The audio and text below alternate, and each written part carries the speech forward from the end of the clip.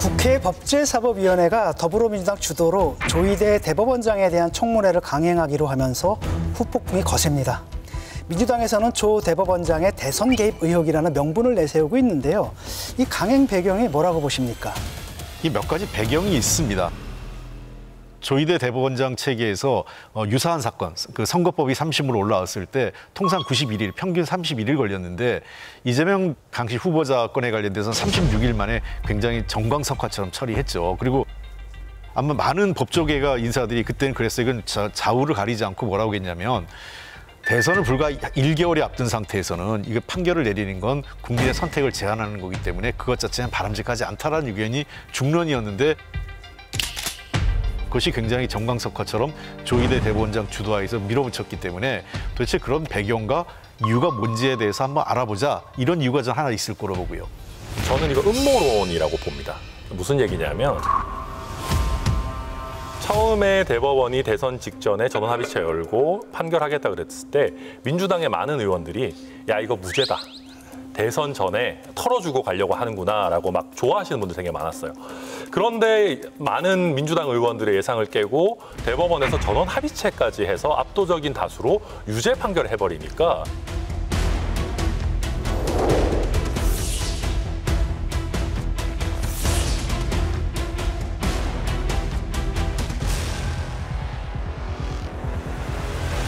본인들이 틀렸다는 걸 인정하기 싫은 거예요. 그리고 본인들의 대선 주자, 지금의 대통령이 사실상 대법원이 판결한 범죄자라는 것도 받아들이고 싶지 않은 거예요. 그러면 이게 어떻게 사람의 그 심리가 가냐 하면 아, 이거 뭐가 음모가 있다. 이거는 뭔가 조희대랑 한덕수랑 뭐 4인이 회동해가지고 여기는 우리를 핍박하려고 하는 거야. 우리는 잘못한 게 아니야. 우리의 대장인 대통령은 범죄자가 아니야. 이런 보호 기제를 작동시키는 거고 거기서 중간중간에 뭐 이상한 뭐 녹취니 뭐니 터뜨렸다가 사실은 망신당했거든요. 거기서 상식적으로 보면은 물러나야 되는데 오히려 여기서 물러나면 우리 진다.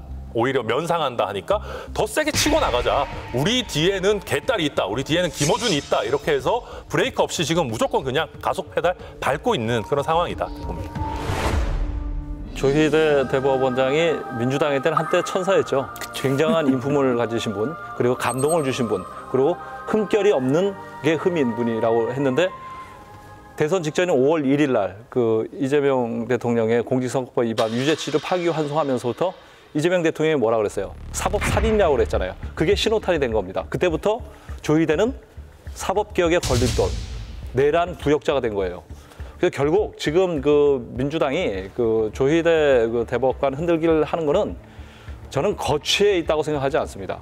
아주 구체적으로 대법관 증언이 목표라고 저는 생각하고 있습니다.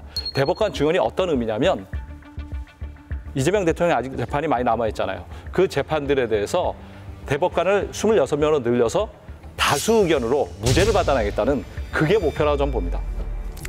그런데 청문회 개최 관련해서 김용민 더불어민주당 의원이 국회법에 따르면 위원회는 특정한 사안에 질문하기 위해서 대법원장을 출석시킬 수도 있다라고 이야기를 해요. 대법원장을 국회로 부르는 것에 대해서 국민의힘이 이제 상권 분립부터 시작해서 여러 가지 문제를 제기하고 있는데, 네, 그렇습니다. 본회의나 위원회는 특정한 사안에 질문을 하기 위해서 대법원장을 출석시킬 수 있습니다. 그러면 청문회에 부를 수 있는 권리가 있는 거 아니냐라는 주장인데 어떻게 보세요? 그 기본적으로 국회에서는 뭐 누구든 절차적으로 해서 부를 수 있습니다. 그러니까 그 탄핵 또는 청문회 증인 요청은 헌법과 국회법에 따라서 전혀 문제는 없다고 생각을 해요. 다만 대통령, 국회의장, 그다음에 대법원장이 3명을 삼부요인이라고 했지 않습니까? 그러니까 상권 분립의 핵심이기 때문에 이런 분들의 매우 중요한 분들에 관련된 경우에는 아무래도 좀 더 권한이 있다고 해서 그 권한을 그대로 쓰는 것은 아니다. 굉장히 신중하게 해야 된다. 그런 측면에서 하는 거지만 법 절차상으로는 그 문제는 없다는 겁니다.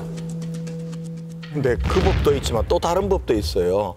그러니까 특정한 사안에 대해서는 대법원장을 출석을 요구할 수는 있죠. 요구할 수 있는데 대법원장이 했던 재판에 대해서 따지거나 재판에 대해서 조사할 권한은 없어요. 그렇기 때문에 이 청문회에 부르려고 하는 거는 이재명 대통령에 대한 왜 파기환송심을 34일 만에 그렇게 빨리 내리면서 내란 공모 아니냐 이렇게 재판 결과를 가지고 따지려고 하는 거 아닙니까? 이거는 이런 걸 하려고 출석시킬 수는 없는 거죠. 제가 양쪽 다 한번 또 좀 비판을 한다 그러면은 법에 있는 거 아무거나 해도 된다라는 생각이 가장 위험한 겁니다. 그게 바로 윤석열 대통령이 비상계엄을 한 거고 그다음에 그전에 민주당이 뭐 말도 안 되는 탄핵 남발하고 또 윤석열 대통령도 뭐 법에 있다고 거부권 남발하고 그래서 우리 정치가 이 모양 이 꼴이 되고 완전 망가진 거 아닙니까? 전 세계 어느 나라에도 법의 대법원장 부를 수 있다 그래도요. 특정 사건의 결과 가지고 대법원장 불러가지고 국회에서 물어보고 뭐 망신 주고 이런 거 없습니다. 지금 미국도 미국 정치도 굉장히 많이 망가져 있고 엉망이지만 그런 미국조차도 트럼프 대통령이 사법부랑 그렇게 부딪혀도 이런 생각조차 하지 않아요. 좀 약간 급발진하지 않았나라는 생각이 좀 들었습니다. 급발진. 네. 왜 그 추미애 위원장과 김용민 간사가 사실 사안의 성격상 이런 정도의 무게를 가지고 네. 그리고 하는 사안이면 충분히 원내와 당 지도부와 사전에 논의하고 진행하는 것이 타당하다는 것이 대부분의 의원들의 생각이었는데 이건 약간 대통령실이 거의 취소까지 바라는 분위기 아닌가요? 괜히 우리한테 부담 주지 마, 하지 마, 이 정도 신호 아니에요? 좀 죄송스러운 표현이지만 민주당이 사람 잘못 건드린 것 같습니다. 그 조희대 대법원장이 딸깍발이로 알려져 있는데 그 메시지가 요즘 점점 더 세지고 있어요. 그 세종대왕은 그 법을 왕권 강화의 수단으로 쓰지 않았다 이렇게 얘기했잖아요. 그거는 자기 자신이 그렇게 하겠다는 메시지를 던진 거거든요. 조희대 대법원장을 무슨 뭐 공수처법 뭐 개정을 해서 뭐 17개 공직자에 대해서 하는 건데 모든 범죄에서 수사하겠다고 하고 있는 거 아닙니까? 이런 것들은 결국은 조희대 개인을 공격을 하는 거잖아요. 이런 것보다는 사법부 전체를 어떤 문제나 제도적 문제점을 지적을 해야 되는데 조희대 개인을 뭐 흔들기 가서 과연 이게 무슨 성과를 얻을 수 있을지 저는 그게 의문입니다.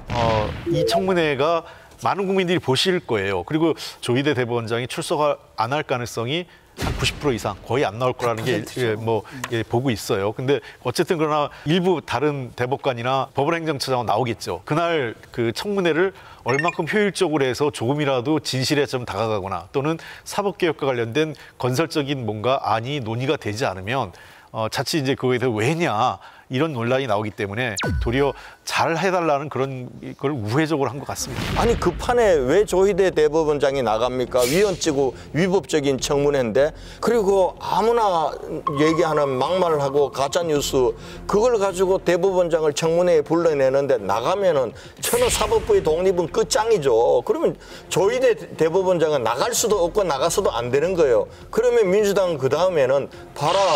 죄가 있으니까 안 나온 거다. 이렇게 몰고 가는 거죠. 그렇게 해서 그 다음에는 뭐 탄핵으로 갈 생각이 또 있는 것 같아요.